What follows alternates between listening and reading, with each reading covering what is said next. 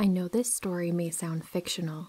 A lot of people don't believe me when I tell it, but I can assure you that the other person involved also witnessed what occurred that strange night. This happened 11 years ago with an ex-girlfriend. It actually changed our relationship for the worst, and we ended up breaking up a few weeks after. Nonetheless, I still remember this like it was yesterday, due to how unexplainable it was. My girlfriend at the time wanted to surprise me with what she said was an overnight surprise trip. I obliged and felt like I was a pretty lucky guy for her to do something that required that much planning. After packing a duffel bag full of clothes and toiletries, we left for what I thought was a resort or some kind of hotel stay. 2.5 hours passed when we pulled off a main road and headed down an off-road path. I asked her if this was a camping trip, and she replied yes. To be honest, I was disappointed as I didn't really like camping, and not to mention, I wish I knew to pack my hiking shoes. I didn't complain, of course, because it was still a romantic gesture. 15 minutes on this rough road, we finally pulled into a camping ground. The first thing I noticed was that there wasn't really anyone around us. It made sense though. This was really far off the beaten path. I was actually surprised her car had made it that far out, considering how harsh the road was. Anyway, we made a fire pit and she cooks dinner. Everything is going just fine, and we are really feeling each other. We of course take it to the tent as the sun goes down, and we are vibing off each other. Yeah, it's exactly what you would expect would happen, as we begin moving things along, as young college-age kids do. This is where the first strange occurrence happens. I hear scratching noises on the side of the tent. I try to remember if we set the tent up next to brush. Maybe the wind is causing branches to rustle against the tent? Oh well, that's the woods. Maybe it's a bird or something else. It stops rustling and we continue chilling as if nothing happened. Then things escalate in a strange manner. It's like the wind stopped and the environment became silent. We both felt uneasy, causing us to sort of get knocked out of our playful mood. She laid next to me as we tried to concentrate on listening to hear if there was a bear or some other animal in the area. Then, it happened in an instant. Something akin to an explosion hit the tent tremendously hard. I could compare it to, say, if a log was thrown like a battering ram against the side of a tent. I say this because it literally pushed the material in forcefully and felt dangerous. A surge of adrenaline lit through my body as I felt like something violent was outside the tent. I never knew if I was a flight or fight guy, but I guess my next action gives me some idea. I yell aloud, "Give me the knife and the flashlight," as I scramble up and unzip the tent with tools in hand. My first thought was that I was going to confront some psycho that was messing with us, perhaps with a baseball bat or some kind of battering weapon. I kid you not, I launched myself out of that tent and stood up in a flurry to confront my attacker. A few breaths pass as a cold feeling sets in. I do a 360 scan to nothing but silence and darkness. Maybe it was a branch that fell on the tent? Nope. There was absolutely nothing on the ground where the thud was heard and felt. "Hello?" I yelled again and again, to no response, until only a moment later, in the silence, a chill shot up my spine. "Get the keys and get out of the tent," I said in a frantic tone as my girlfriend listened and now joined me. I looked at her car that we arrived in and noticed that it was about 30 yards out by the shoddy off-road path.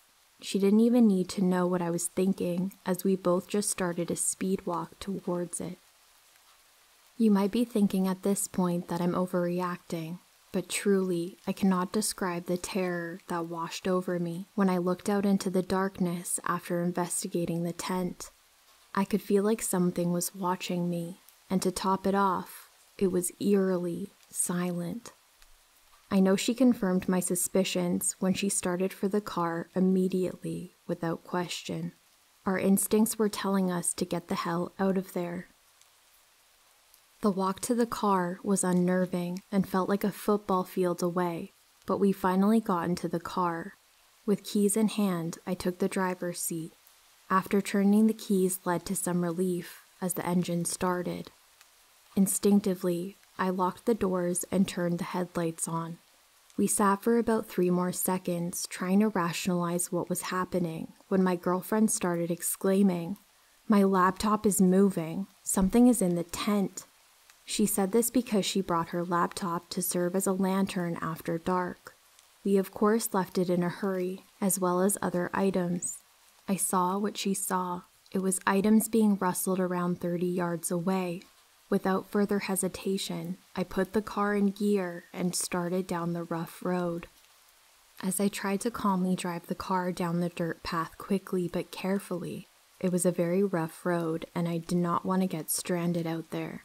The strangest thing happened next. A loud piercing, ringing noise rang from inside the car's cabin. I turned the radio on and off. I checked the windows. I asked my girlfriend if her car had ever made such noises. She replied no. I asked her again if she could hear it, as maybe it was just me being under stress, and she said, "Yes, I hear it. I don't know what that is," in a confused, panicked tone.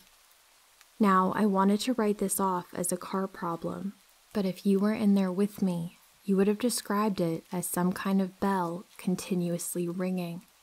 It didn't sound like any car noise I had ever heard. My next instinct as I grew up as a pastor's kid, I just remember praying for 10 minutes, as I was convinced it was supernatural or a demonic event. We endured the screech for 10 grueling minutes. As to my relief, it ended suddenly. It didn't fade out or go quiet. The loud ring literally stopped in an instant. I can't describe the feeling in that car when it stopped. It is so strange to look back and remember that I felt internally that the ordeal was over once the ring stopped. Everything felt normal again. The panic, the chills, all of that went away in an instant. We ended up down the road another 45 minutes and finally stopped at a trucker diner. We slept in the parking lot, or at least she did, as I was still on edge from the adrenaline dump I just went through. In an attempted bravery the next day, we went back to the camping site as the sun was up. We investigated but saw no tracks or anything, except for the contents of the tent tossed around, but still accounted for. I was hoping they were missing so I could write it off as people screwing with us and plundering our tent, but that didn't seem to be the case. We were packed up and gone in less than 10 minutes, as the area still felt weird. Haven't been camping since. I would go again, but next time I want an RV, or at least a relatively known location, with others around.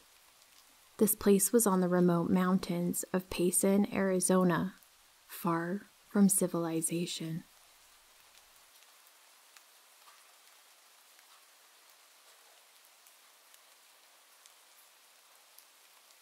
When we were teenagers, my friends and I would go out and explore, do dumb things, basically just be kids. We have a lot of odd experiences and stories that I plan to tell, but this is just one. So, during the summer when I was 17, me and my 3 other friends decided to go on a camping trip. I'll call those friends Tia, Jean, and Aria. We didn't want to go to an actual established campground because we weren't trying to spend a bunch of money, and we just liked creepiness overall. Aria lived near the woods anyway, so we decided to go deep into those and camp there. We wanted to go for the weekend. A fun thing that we did splurge on was a huge tent that could easily fit all 4 of us, and probably another person if we tried. Now, the first night was fun and simple. We did the typical roasting marshmallows and told stories. Not exclusively spooky ones, but past experiences too. Tia was the first to turn in, and she did so early because she had been working late the night before. No one had a problem with it. A few hours later, like 2 a.m.-ish, I think, it was Jean and Arya awake. I had gone to bed second, but I woke up to Tia shaking me awake and looking distressed. She said something along the lines of hearing jostling outside the tent, but further behind it, so not where Arya and Jean would have been. She didn't suspect anything malicious. She immediately thought it was a bear. This part of the story is a little lost to me as I was half asleep, so I'll just tell how my friends did. I peeked out of the tent to investigate, as if that would help. The noise was supposed to be behind us, and I saw Jean and Arya frozen scared. They were looking behind the tent. Arya noticed my groggy head emerging from the tent, and she shook her head and put her finger over her mouth, telling me to be quiet. Arya whispered something to Jean, and they both ran into the tent, shaken. This is where I start to wake up a bit more. Tia explains her side of the story to them, and they say that they saw a woman in the distance looking at them, but trying not to be seen. Apparently, when she noticed they saw her, she took off in the other direction. All being scared now, we decided to sleep in shifts. This worked up until it was Arya's turn, and she passed out. The next morning, when we all stepped out, we decided to look around as a group. We saw nothing out of the ordinary. Being spooked, we all agreed that we didn't want to camp out there anymore, so we decided to just spend the rest of the weekend at Arya's. But as we were emerging from the woods, we saw a middle-aged woman with blonde hair walking down the road. She caught a glimpse of us and quickly turned her head away and started to walk faster. We just looked at each other. I think it was me who asked if that's what the woman looked like, and Jean said they couldn't really see specific features in the dark, but she was about that height. I just wonder if she had any malicious intent, or what her point of view was. Either way, I only ever camp on established grounds, now.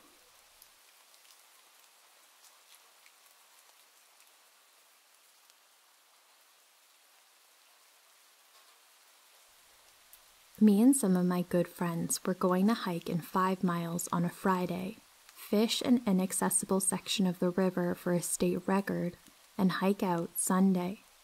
I say it's inaccessible because the whole river gets pushed into a canyon for 3 miles, and the only way that you can fish it is to stay in the water, occasionally swimming between holes. Well, something happened and they couldn't come down till Saturday morning. I hiked in, made sure the trail was marked well for them, set up camp in the afternoon, and took off for the river to catch supper. I fished a few holes below camp to catch supper, and ended up catching 4 over 20 inches. I cooked them up in a frying pan I kept hidden back there, and the sky started clouding up. Long, black, rolling clouds with a touch of green. I double-checked my tarps, dug a shallow ditch around camp, made sure my tarp was hung well over the fire, and then it came all of a sudden. It was blowing sideways, but I didn't worry. I know how to build strong shelters. I broke out the bottle of bourbon I rolled in the center of my bedroll, leaned back in my hammock, and watched it just pour down. The lightning was constant, and it started to crack all around me. I had a good view as twilight was starting of the tracks across the river. With a boom, I watched the lightning strike the tracks and run right up the rails for 50 yards. I took a few long drinks out of the bottle and dozed off as the storm calmed down to a drizzle in the dark. I awoke to the steady dripping of rain falling off the timber of a storm long since passed in the pitch black. The fire had died down to just a glow of hot coals, and I didn't set my lantern out in the rain. I dug in the pocket of my hammock for my flashlight. I had the sense to put my pistol and my flashlight before I dozed off in my hammock. As I was rolling out of my hammock, I heard a sound in front of me within 15 yards, and then a squeal to my right and a growling purr. I soon heard it all around me. The hair started standing up on my neck as I couldn't place what kind of creatures made all these sounds, or could be that numerous. I sat real still, waiting on a moment for whatever it was to stop where I could spot it with my flashlight and my gun. I turn on my light and see eyes through the sights of my gun, eyes about half a foot setting on the moss, squalling, and I smiled. In my buzzed, sleepy state, I had left the remainder of my fish sitting in the skillet on the rocks beside the fire, and a whole family of raccoons had sniffed them out. I took a few moments to stroke the fire with some dry pine. I took the skillet full of fish and threw them just out of sight of the light from camp. With one loud clack, the mama called all the little ones to eat. The fire kept them too scared to come any closer, but they must have been hungry. I dozed back off in the hammock. The next morning, I woke up and walked to where I had thrown the fish. They had cleaned up every fin, bone, and drop of grease, and moved on with full bellies.